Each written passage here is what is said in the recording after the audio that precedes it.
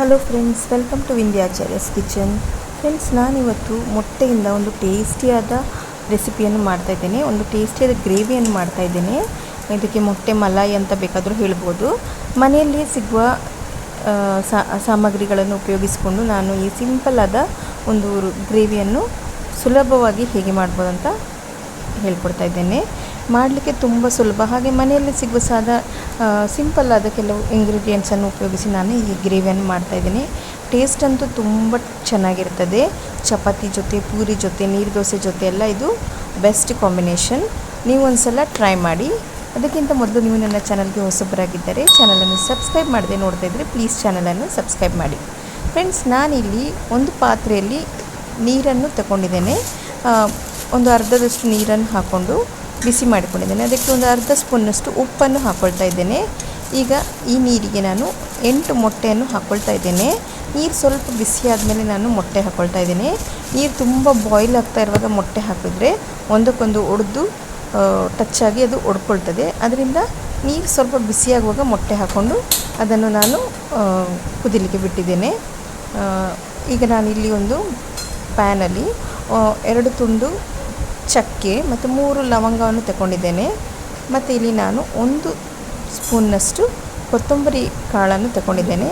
ಅರ್ಧ ಸ್ಪೂನ್ನಷ್ಟು ಜೀರಿಗೆಯನ್ನು ತಗೊಂಡಿದ್ದೇನೆ. ಈಗ ಇದನ್ನೆಲ್ಲ ನಾನು ಡ್ರೈ ರೋಸ್ಟ್ ಮಾಡ್ಕೊಳ್ತಾ ಇದ್ದೇನೆ. ಇದಕ್ಕೆ ಎಣ್ಣೆ ಎಲ್ಲ ಏನು ಹಾಕ್ಕೊಳ್ಬೇಕಂತ ಇಲ್ಲ, ಹಾಗೆ ನಾನು ಪೌಡರ್ ಮಾಡ್ಕೊಳ್ಳೋಕ್ಕೆ ಬೇಕಾಗಿರೋದ್ರಿಂದ ಡ್ರೈ ರೋಸ್ಟ್ ಮಾಡ್ಕೊಳ್ತಾ ಇದ್ದೇನೆ. ನೀವು ಬೇಕಾದರೆ ಇದಕ್ಕೆ ಮೆಣಸನ್ನು, ಈಗ ನಾನು ಕಾಳು ಮೆಣಸನ್ನು ಹಾಕಿದ್ದೇನೆ. ಒಂದು 10ರಿಂದ 12 ಕಾಳು ಮೆಣಸನ್ನು ಹಾಕ್ಕೊಂಡಿದ್ದೇನೆ, ಪೆಪ್ಪರನ್ನು. ನೀವು ಬೇಕಾದರೆ ಸ್ವಲ್ಪ ಒಣಮೆಣಸನ್ನು ಬೇಕಾದರೆ ಹಾಕ್ಕೊಳ್ಬೋದು. ನಿಮಗೆ ಕಲರು ಚೆಂದ ವೈಟಾಗಿ ಅಥವಾ ಸ್ವಲ್ಪ ಕ್ರೀಮ್ ಕಲರಾಗಿ ಬೇಕಂತೇಳಿದರೆ ಒಣಮೆಣಸನ್ನು ಸ್ಕಿಪ್ ಮಾಡಿ. ಈಗ ಈ ಹುರಿದುಕೊಂಡ ಪದಾರ್ಥಗಳನ್ನು ನಾನು ಈಗ ನೈಸಾಗಿ ಗ್ರೈಂಡ್ ಮಾಡಿಕೊಳ್ತೇನೆ. ಇದಕ್ಕೆ ಒಂದು ಸ್ವಲ್ಪ ಹಳದಿ ಹಾಕ್ಕೊಳ್ತಿದ್ದೇನೆ. ಈಗ ಇದನ್ನು ನಾನು ನೈಸಾಗಿ ಗ್ರೈಂಡ್ ಮಾಡಿಕೊಂಡಿದ್ದೇನೆ. ಇದನ್ನೆಲ್ಲ ಒಂದು ಕಪ್ಗೆ ಹಾಕ್ಕೊಳ್ತಾ ಇದ್ದೇನೆ. ಒಂದು 3 ಸ್ಪೂನ್ನಷ್ಟು ನನಗೆ ಮಸಾಲ ಸಿಕ್ಕಿದೆ, ಪೌಡರ್. ಇದನ್ನೀಗ ಸೈಡ್ಗೆ ಇಟ್ಕೊಳ್ತೇನೆ. ಈಗ ನಾನು ಇನ್ನೊಂದು ಮಿಕ್ಸಿ ಜಾರ್ನಲ್ಲಿ 2 ದೊಡ್ಡ ಈರುಳ್ಳಿಯನ್ನು ಕಟ್ ಮಾಡಿ ಹಾಕ್ಕೊಳ್ತಾ ಇದ್ದೇನೆ. ಅದಕ್ಕೊಂದು 6 ಹಸಿಮೆಣಸಿನಕಾಯನ್ನು ಕಟ್ ಮಾಡಿ ಹಾಕ್ಕೊಂಡಿದ್ದೇನೆ. ಮತ್ತು ಒಂದು 8 ಬೆಳ್ಳುಳ್ಳಿಯನ್ನು ಮತ್ತು 1 ಇಂಚು ಶುಂಠಿಯನ್ನು ಹಾಕ್ಕೊಂಡಿದ್ದೇನೆ. ಮತ್ತು ಸ್ವಲ್ಪ ಒಂದು 1/4 ಕಪ್ನಷ್ಟು ಮೊಸರನ್ನು, ತುಂಬ ಹುಳಿ ಬಂದಿರಬಾರ್ದು, ಸ್ವಲ್ಪ ದಪ್ಪ ಮೊಸರನ್ನು ಹಾಕ್ಕೊಂಡಿದ್ದೇನೆ. ಅದನ್ನು ನೈಸಾಗಿ ನಾನು ಗ್ರೈಂಡ್ ಮಾಡಿಕೊಂಡಿದ್ದೇನೆ. ಈಗ ನಾನಿಲ್ಲಿ ಮೊಟ್ಟೆ ಬಾಯ್ಲ್ ಆಗಿದೆ, ಇದಕ್ಕೆ ಸ್ವಲ್ಪ ತಣ್ಣೀರು ಹಾಕಿ ಮತ್ತು ಇದರ ಸಿಪ್ಪೆಯನ್ನೆಲ್ಲ ಬಿಡಿಸ್ಕೊಂಡು ಇಟ್ಕೊಳ್ತಾ ಇದ್ದೇನೆ. ಈ ಥರ ನಾನು 8 ಮೊಟ್ಟೆಗಳ ಸಿಪ್ಪೆಯನ್ನೆಲ್ಲ ಬಿಡಿಸಿಟ್ಕೊಳ್ತಾ ಇದ್ದೇನೆ. ಮೊಟ್ಟೆ ಸಿಪ್ಪೆ ಬಿಡಿಸಿ ಆದಮೇಲೆ ಈ ಥರ ನಾನು ಅದನ್ನು ಹಾಫ್ ಕಟ್ ಮಾಡ್ಕೊಳ್ತಾ ಇದ್ದೇನೆ. ನೀವು ಬೇಕಾದರೆ 4 ಬೇಕಾದರೂ ಕಟ್ ಮಾಡ್ಕೊಳ್ಬೋದು, ಅಥವಾ ಇಡೀ ಬೇಕಾದರೂ ಹಾಕ್ಕೊಳ್ಬೋದು. ಈ ಥರ ಹಾಫ್ ಕಟ್ ಮಾಡ್ಕೊಳ್ಳೋದ್ರಿಂದ ಗ್ರೇವಿ ಎಲ್ಲ ಸ್ವಲ್ಪ ಎಗ್ಗಿಗೆ ಹಿಡ್ಕೊಳ್ತದೆ. ಈಗ ನಾನಿಲ್ಲಿ ಒಂದು ತವಾದಲ್ಲಿ ಸ್ವಲ್ಪ ಒಂದು 2ರಿಂದ 3 ಟೇಬಲ್ ಸ್ಪೂನ್ನಷ್ಟು ರಿಫೈನ್ಡ್ ಆಯಿಲನ್ನು ಹಾಕ್ಕೊಂಡಿದ್ದೇನೆ. ಇದಕ್ಕೊಂದು ಸ್ವಲ್ಪ ಉಪ್ಪು ಹಾಕ್ಕೊಂಡಿದ್ದೇನೆ. ಇದಕ್ಕೆ ಒಂದು 1/4 ಸ್ಪೂನ್ನಷ್ಟು ಹಳದಿ ಪೌಡ್ರನ್ನು ಹಾಕ್ಕೊಳ್ತಾ ಇದ್ದೇನೆ. ಮತ್ತೊಂದು ಅರ್ಧ ಸ್ಪೂನ್ನಷ್ಟು ರೆಡ್ ಚಿಲ್ಲಿ ಪೌಡ್ರನ್ನು ಹಾಕ್ಕೊಳ್ತಾ ಇದ್ದೇನೆ. ಈಗ ಇದನ್ನು ತುಂಬ ಹೈ ಫ್ಲೇಮಲ್ಲಿಟ್ಟರೆ ಇದು ಪೌಡರೆಲ್ಲ ಸುಟ್ಟೋಗ್ತದೆ. ಅದಕ್ಕೋಸ್ಕರ ಲೋ ಫ್ಲೇಮಲ್ಲಿಟ್ಟು ಇದನ್ನು ಫಸ್ಟು ಎಲ್ಲ ಕಡೆ ಸ್ಪ್ರೆಡ್ ಮಾಡ್ಕೊಳ್ಬೇಕು. ನೀವು ಬೇಕಾದರೆ ಎಣ್ಣೆ ಇನ್ನೂ ಸ್ವಲ್ಪ ಜಾಸ್ತಿ ಹಾಕ್ಕೊಳ್ಬೋದು. ನಾನು ಖಾಲಿ ಒಂದು 2-3 ಸ್ಪೂನಷ್ಟು ಎಣ್ಣೆ ಹಾಕ್ಕೊಂಡಿದ್ದೇನೆ. ಈಗ ಇದನ್ನು ತವಾಗೆಲ್ಲ ಸರಿಯಾಗಿ ಸ್ಪ್ರೆಡ್ ಮಾಡಿದ ಮೇಲೆ ನಾನು ಇದರ ಮೇಲೆ ಮೊಟ್ಟೆಯನ್ನು ಇಟ್ಕೊಂಡು 2 ಕಡೆ ಚೆನ್ನಾಗಿ ಫ್ರೈ ಮಾಡ್ಕೊಳ್ತಾ ಇದ್ದೇನೆ. ಫಸ್ಟು ಈ ಕೆಳಬದಿಯನ್ನು, ಎಲ್ಲೋ ಪಾರ್ಟ್ ಇರುವ ಬದಿಯನ್ನು ಕೆಳಗೆ ಇಟ್ಟು ಅದನ್ನು ಫ್ರೈ ಮಾಡ್ಕೊಳ್ತೇನೆ. ಮೀಡಿಯಮ್ ಫ್ಲೇಮಲ್ಲಿ ಒಂದು ಕಡೆ ಫ್ರೈ ಆದಮೇಲೆ ಅದನ್ನು ತಿರುಗಿಸಿ ಹಾಕ್ಕೊಳ್ತಾ ಇದ್ದೇನೆ. ಇನ್ನೊಂದು ಕಡೆಯೂ ಅದೇ ಥರ ಫ್ರೈ ಮಾಡ್ಕೊಳ್ತಾ ಇದ್ದೇನೆ. ಇದು ತುಂಬ ಫ್ರೈ ಆಗಬೇಕಂತ ಇಲ್ಲ, ಒಂದು 2 ನಿಮಿಷ ಫ್ರೈ ಆದರೆ ಸಾಕು. ಈಗ ಒಂದು 2 ನಿಮಿಷ ಫ್ರೈ ಆದಮೇಲೆ ಗ್ಯಾಸನ್ನು ಆಫ್ ಮಾಡಿ ಇದನ್ನು ಬದಿಗೆ ಇಟ್ಕೊಳ್ತೇನೆ. ನೋಡಿ, ಒಂದು 2 ನಿಮಿಷ ಆಯಿತು, ಚೆನ್ನಾಗಿ ಇದೆಲ್ಲ ಫ್ರೈ ಆಗಿದೆ. ಪುನಃ ನೋಡಬೇಕಂತ ಇಲ್ಲ, ಫ್ರೈ ಆಗಿರ್ತದೆ. ಈಗ ಇದನ್ನು ನಾನು ಬದಿಗೆ ಇಟ್ಕೊಳ್ತೇನೆ.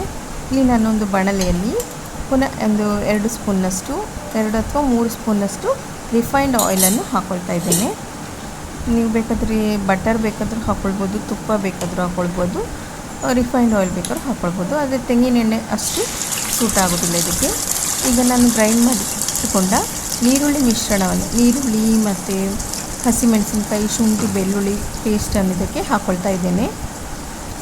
ಈ ಎಣ್ಣೆಯಲ್ಲಿ ನೀರುಳ್ಳಿ ಹಸಿ ಸ್ಮೆಲ್ಲೆಲ್ಲ ಹೋಗುವವರೆಗೆ ನಾವು ಚೆನ್ನಾಗಿ ಇದನ್ನು ಹುರ್ಕೊಳ್ಬೇಕು. ನಾನು ಒಂದು 5 ನಿಮಿಷ ಇದನ್ನು ಮುಚ್ಚಳ ಮುಚ್ಚಿ ಹುರ್ಕೊಳ್ತೇನೆ. ನಾವು ಎಷ್ಟು ಹುರ್ಕೊಳ್ಬೇಕಂದ್ರೆ, ನಾವು ಫಸ್ಟ್ ಹಾಕಿರ್ತೇವಲ್ಲ ಆ ಎಣ್ಣೆಲ್ಲ ಸೈಡಿಗೆ ನಮಗೆ ಕಾಣಿಸ್ಬೇಕು, ಅಷ್ಟರವರೆಗೆ ನಾವು ಇದನ್ನು ಹುರ್ಕೊಳ್ಬೇಕು. ನಾನೊಂದು 5 ನಿಮಿಷ ಆದಮೇಲೆ ಓಪನ್ ಮಾಡಿ ನೋಡುವಾಗ ನೋಡಿ ಸೈಡಲ್ಲೆಲ್ಲ ಎಣ್ಣೆ ಕಾಣ್ತಾ ಉಂಟು, ಎಣ್ಣೆ ಎಲ್ಲ ಸೈಡ್ಗೆ ಸ್ವಲ್ಪ ಕಾಣ್ತಾ ಉಂಟು. ಇಷ್ಟು ಫ್ರೈ ಆದರೆ ಅಂದರೆ ಹಸಿ ಸ್ಮೆಲ್ಲೆಲ್ಲ ಹೋಗಿದೆ ಅಂತ ನಮಗೆ ಕನ್ಫರ್ಮ್ ಆಗ್ತದೆ. ಈಗ ಇದು ಆಗಿದೆ. ಈಗ ಇದಕ್ಕೆ ನಾನು ಪೌಡರ್ ಮಾಡಿಟ್ಕೊಂಡ ಮಸಾಲೆಗಳನ್ನೆಲ್ಲ ನಾವು ಪೌಡರ್ ಮಾಡ್ಕೊಂಡಿದ್ದೇನೆ. ಕೊತ್ತಂಬರಿ, ಜೀರಿಗೆ ಮತ್ತು ಚಕ್ಕೆ ಲವಂಗ, ಒಳ್ಳೆ ಕಾಳುಮೆಣಸನ್ನೆಲ್ಲ ಪೌಡ್ರ್ ಮಾಡಿದ್ದೆಲ್ಲ ಅದನ್ನು ಹಾಕ್ಕೊಳ್ತಾ ಇದ್ದೇನೆ. ನೀವು ಬೇಕಾದರೆ ಡೈರೆಕ್ಟಾಗಿ pepper powder, garam masala powder, coriander powder, ಜೀರಿಗೆ ಪೌಡ್ರೆಲ್ಲ ಹಾಕ್ಕೊಂಡು ಮಾಡ್ಕೊಳ್ಬೋದು. ಅಥವಾ ಹುರ್ಕೊಳ್ಬೇಕಾದ್ರೂ, ಈಗ ನಾನು ಮಾಡಿದಾಗೆ ಹುರ್ಕೊಳ್ಬೇಕಾದ್ರೂ ಹಾಕ್ಕೊಳ್ಬೋದು. ಅದು ಹಾಕಿ ಸ್ವಲ್ಪ ಹುರ್ಕೊಂಡ್ಮೇಲೆ 1 ಕಪ್ನಷ್ಟು ನೀರು ಮತ್ತು ಒಂದು ಸ್ವಲ್ಪ ದೊಡ್ಡ ಕಪ್ಪಲ್ಲಿ 1 ಕಪ್ನಷ್ಟು ಹಾಲನ್ನು ಹಾಕ್ಕೊಳ್ತಾ ಇದ್ದೇನೆ. ಅದಷ್ಟು ಸ್ವಲ್ಪ ಗಟ್ಟಿ ಹಾಲು ಹಾಕಿದರೆ ಚೆನ್ನಾಗಿದೆ. ಅಥವಾ ನೀವು ಮಾತ್ರ ಫ್ರೆಶ್ ಕ್ರೀಮ್ ಇದ್ದರೆ ಅದು ಸಹ ಹಾಕ್ಕೊಳ್ಬೋದು. 1 ಕಪ್ ಹಾಲು ಹಾಕ್ಕೊಂಡು ಇದನ್ನು ಚೆನ್ನಾಗಿ ಕುದಿಸಬೇಕು. ಹಾಲು ಒಡ್ಕೊಳ್ತದೆ ಆ ಥರ ಏನು ಹೆದರಬೇಕಂತ ಇಲ್ಲ. ಯಾವುದೇ ಕಾರಣಕ್ಕೂ ಹಾಲು ಒಡೆಯೋದಿಲ್ಲ. ಅಂದರೆ ಪ್ಯಾಕೆಟಿಂದ ಡೈರೆಕ್ಟಾಗಿ ಹಾಕಬೇಡಿ. ಕುದಿಸಿದ ಹಾಲನ್ನೇ ಹಾಕಿದ್ದಕ್ಕೆ ಏನೂ ಆಗೋದಿಲ್ಲ. ಇದೊಂದು ಕುದಿ ಬರಲಿ. ಮತ್ತು ಈಗ ನಾನು ಇದಕ್ಕೆ ರುಚಿಗೆ ತಕ್ಕಷ್ಟು ಉಪ್ಪನ್ನು ಹಾಕ್ಕೊಳ್ತಾ ಇದ್ದೇನೆ. ಉಪ್ಪು ಹಾಕ್ಕೊಂಡ್ಮೇಲೆ ಇದನ್ನು ಸ್ವಲ್ಪ ಚೆನ್ನಾಗಿ ಕುದಿಸಬೇಕು.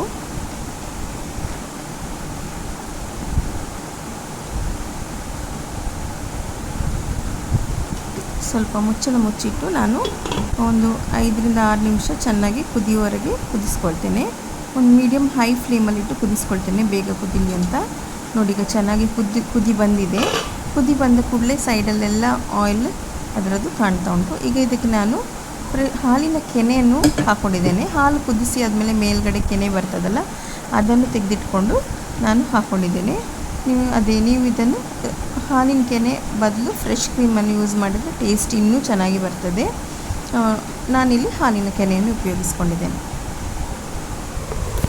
ಇದನ್ನು ಹಾಗೆ ಚೆನ್ನಾಗಿ ಒಂದು ಸಲ ಕುದಿ ಬರಲಿ.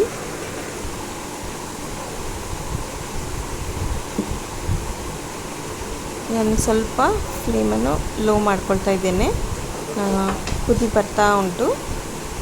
ಈ ಸ್ಟೇಜಲ್ಲಿ ನಾನು ಶಾಲೋ ಫ್ರೈ ಮಾಡಿಟ್ಕೊಂಡ ಮೊಟ್ಟೆಗಳನ್ನೆಲ್ಲ ಇದಕ್ಕೆ ಹಾಕ್ಕೊಳ್ತಾ ಇದ್ದೇನೆ. ನಾವು ಹಾಕಿದ ಎಲ್ಲ ಸಾಮಗ್ರಿಗಳ ಹಸಿ ಸ್ಮೆಲ್ಲೆಲ್ಲ ಹೋದ್ಮೇಲೆ ನಾವು ಮೊಟ್ಟೆಯನ್ನು ಹಾಕ್ಕೊಳ್ತಾ ಇದ್ದೇನೆ. ನಾನಿಲ್ಲಿ ಮೊಟ್ಟೆ ಹಾಕಿ ತುಂಬ ಕಲಡಿಸ್ಲಿಕ್ಕೆಲ್ಲ ಇಲ್ಲ. ಮೊಟ್ಟೆ ಹಾಕಿ ಹಾಗೆ ಸ್ವಲ್ಪ ಕುದಿಲಿ. ಎಲ್ಲೋ ಪಾರ್ಟ್ ಉಂಟಲ್ಲ ಅದು ಮೇಲ್ಗಡೆ ಬರುವಾಗೆ ಹಾಕಿ, ಗ್ರೇವಿಗೆ ಹಾಕುವಾಗ ಅದು ಕೆಳಗಡೆ ಬರುವಾಗೆ ಹಾಕಿದರೆ ಅದು ಸಪ್ರೇಟಾಗಿ ಬಿಡ್ತದೆ. ವೈಟ್ ಮತ್ತು ಎಲ್ಲೋ ಸಪ್ರೇಟ್ ಆಗ್ತದೆ. ಮೇಲ್ಗಡೆ ಬರುವಾಗೆ ಹಾಕಿದರೆ ಏನಾಗೋದಿಲ್ಲ. ನಾವು ಈ ಥರ ಲೈಟಾಗಿ ಕಲಿಸ್ಕೊಂಡ್ರೂ ಸಹ ಅದೇನು ಸಪ್ರೇಟ್ ಆಗೋದಿಲ್ಲ. ಈಗ ಇದು ಕೂಡ ಒಂದು ಕುದಿ ಬಂದಿದೆ.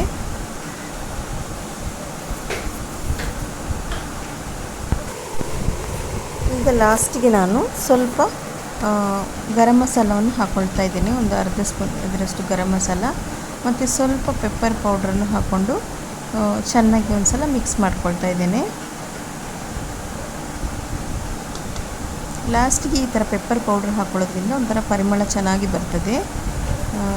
ಈಗ ಇದಕ್ಕೆ ನಾನು ಸ್ವಲ್ಪ ಕಸೂರಿ ಮೇಥಿಯನ್ನು ಹಾಕ್ಕೊಳ್ತಾ ಇದ್ದೇನೆ. ಈ ಥರ ಕೈಯಲ್ಲೇ ಪುಡಿ ಮಾಡಿಕೊಂಡು ಹಾಕ್ಕೊಳ್ತಾ ಇದ್ದೇನೆ. ಇದರಿಂದ ಸಹ ಹಾಗೆ ಒಂದು ಒಳ್ಳೆ ಫ್ಲೇವರು, ಪರಿಮಳ ಬರ್ತದೆ. ಕಸೂರಿ ಮೇಥಿ ಹಾಕಿದ್ಮೇಲೆ ಒಂದು ಸ್ವಲ್ಪ ಕುದಿಲಿಕ್ಕೆ ಬಿಡಬೇಕು. ಈಗ ಇದು ಕುದ್ದಾದಮೇಲೆ ಲಾಸ್ಟಿಗೆ ನಾನು ಕೊತ್ತಂಬರಿ ಸೊಪ್ಪನ್ನು ಹಾಕ್ಕೊಳ್ತಾ ಇದ್ದೇನೆ. ನೀವು ಬೇಕಾದರೆ ಇನ್ನೂ ಜಾಸ್ತಿ ಕೊತ್ತಂಬರಿ ಸೊಪ್ಪು ಹಾಕ್ಕೊಳ್ಬೋದು. ನಾನೊಂದಿಷ್ಟು ಕೊತ್ತಂಬರಿ ಸೊಪ್ಪನ್ನು ಹಾಕ್ಕೊಳ್ತಾ ಇದ್ದೇನೆ. ನೋಡಿ ಚೆನ್ನಾಗಿ ಅದರದ್ದು ಎಣ್ಣೆ ಎಲ್ಲ ಸೈಡಲ್ಲಿ ಬಿಟ್ಕೊಂಡಿದೆ, ಅಂದರೆ ಮಸಾಲೆ ಎಲ್ಲ ಚೆನ್ನಾಗಿ ಕುಕ್ ಆಗಿದೆ. ಒಳ್ಳೆ ಪರಿಮಳ ಬರ್ತಾ ಉಂಟು. ಚಕ್ಕೆ ಲವಂಗದ್ದು ಪೌಡ್ರೆಲ್ಲ ಮಾಡಿ ಹಾಕಿದ್ದೀವಲ್ಲ, ಮೊಟ್ಟೆ ಜೊತೆ ಸೇರಿ ಒಳ್ಳೆ ಪರಿಮಳ ಬರ್ತಾ ಉಂಟು. ಈಗ ಲಾಸ್ಟಿಗೆ ಇದಕ್ಕೆ ನಾನು 2 ಸ್ಪೂನು ತುಪ್ಪವನ್ನು ಹಾಕ್ಕೊಳ್ತಾ ಇದ್ದೇನೆ.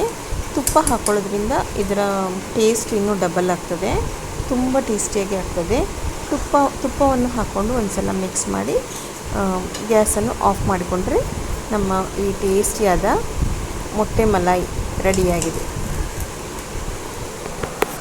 ನೋಡಿ ಎಷ್ಟು ಟೇಸ್ಟಿಯಾಗಿ ಕಾಣ್ತದೆ ನೋಡಿ. ತಿನ್ನಲಿಕ್ಕೂ ಅಷ್ಟೇ ಟೇಸ್ಟಿಯಾಗಿರ್ತದೆ. ಚಪಾತಿ, ಪೂರಿ ಅಥವಾ ನೀರು ದೋಸೆ ಜೊತೆ ಅಂತೂ ಇದು ಒಳ್ಳೆ ಕಾಂಬಿನೇಷನು. ಯಾವಾಗಲೂ ಒಂದೇ ಥರ ಮಾಡಿ ತಿನ್ನೋಕ್ಕಿಂತ ಈ ಥರ ಸ್ವಲ್ಪ ಡಿಫ್ರೆಂಟಾಗಿ ಒಂದು ಸಲ ಟ್ರೈ ಮಾಡಿ, ತುಂಬ ಟೇಸ್ಟಿಯಾಗಿರ್ತದೆ. ಒಂದು ಸಲ ಟ್ರೈ ಮಾಡೋದನ್ನು ಮರಿಬೇಡಿ. ಹಾಗೆ ನನ್ನ ರೆಸಿಪೀಸ್ ಎಲ್ಲ ನಿಮಗೆ ಇಷ್ಟ ಆಗಿದ್ದರೆ ನನ್ನ ಚಾನಲನ್ನು ಲೈಕ್, ಶೇರ್ ಮತ್ತು ಸಬ್ಸ್ಕ್ರೈಬ್ ಮಾಡಿ. Thanks for watching.